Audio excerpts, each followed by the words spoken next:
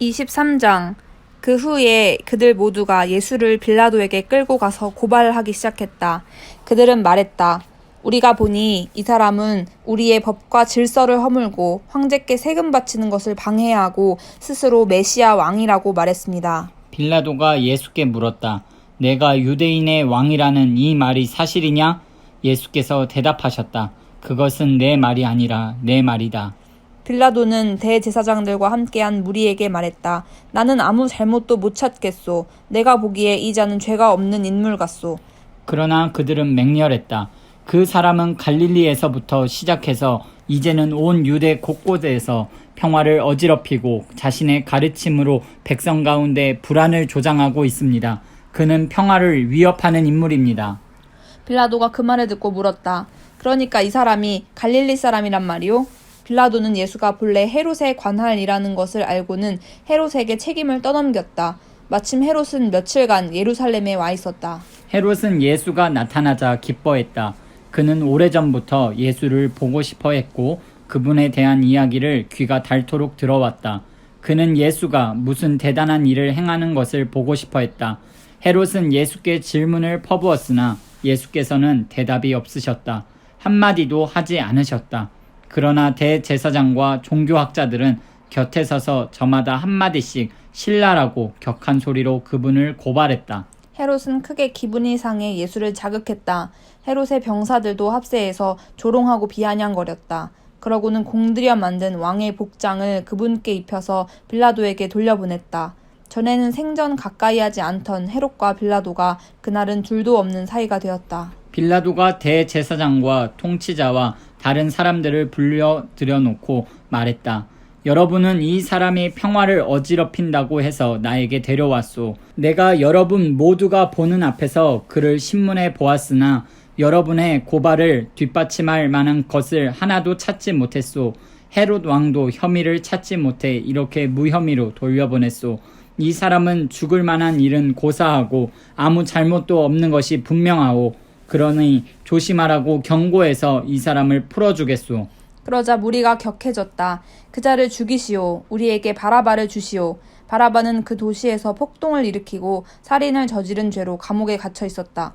그럼에도 빌라도는 예수를 놓아주고 싶어서 다시 분명히 말했다. 그러나 그들은 계속 소리쳤다. 십자가에 못 박으시오. 그자를 십자가에 못 박으시오. 빌라도가 세 번째로 나섰다. 그러나 무슨 죄목 때문이오? 나는 이 사람한테서 죽일 만한 죄를 찾지 못했소. 조심하라고 경고해서 이 사람을 풀어주겠소. 그러나 무리는 고함을 치면서 예수를 십자가에 못 박으라고 막무가내로 우겼다. 결국 그들의 고함 소리가 빌라도의 말문을 막았다. 빌라도는 잠잠코 그들의 뜻을 들어주었다. 그는 폭동과 살인죄로 감옥에 갇혀있던 사람을 풀어주고 예수를 그들에게 넘겨주어 그들이 원하는 대로 하게 했다. 그들이 예수를 끌고 가다가 마침 시골에서 올라오던 구레네 사람 시몬에게 십자가를 지워 예수의 뒤를 따르게 했다. 큰 무리가 뒤를 따랐고 여자들도 함께 따라가면서 슬피 울었다. 예수께서 여자들을 돌아보며 말씀하셨다. 예루살렘의 딸들아, 나를 위해 울지 마라. 너희와 너희 자녀들을 위해 울어라. 사람들이 이렇게 말할 날이 올 것이다. 임신하지 못하는 여자는 복되다. 아이를 낳아보지 못한 태는 복되다. 젖을 먹인 적 없는 가슴은 복되다.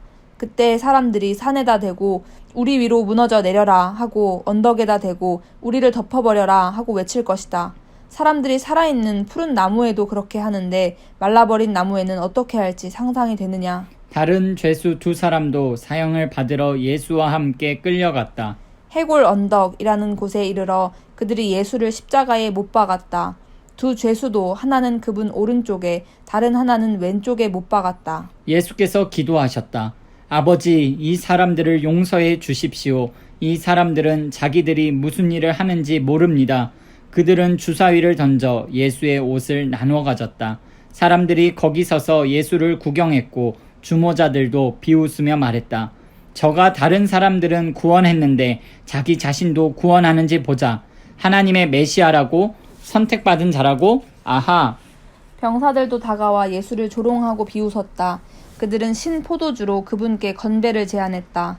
유대인의 왕이여, 너나 구원해 보아라. 예수의 머리 위에는 이 사람은 유대인의 왕이라고 쓴 팻말이 붙어 있었다. 함께 달린 죄수 가운데 한 사람도 그분을 저주했다. 너는 대단한 메시아가 아니냐? 너를 구원해 보아라. 우리를 구원해 보라고. 그러나 다른 죄수가 그의 말을 막았다. 너는 하나님이 두렵지도 않느냐? 이분은 너와 똑같은 일을 당하고 있다. 우리야 처벌받는 것이 마땅하지만 이분은 그렇지 않다. 이분은 이런 처벌을 받을 만한 일을 하신 적이 없다. 그러고 나서 그가 말했다. 예수님, 당신의 나라에 들어가실 때에 저를 기억해 주십시오. 예수께서 말씀하셨다. 걱정하지 마라. 내가 그렇게 하겠다. 오늘 내가 나와 함께 낙원에 있을 것이다. 어느덧 정오가 되었다. 온 땅이 어두워졌고 그 어둠은 이후 3시간 동안 계속되었다. 칠흑 같은 어둠이었다. 성전의 휘장 한 가운데가 찢어졌다.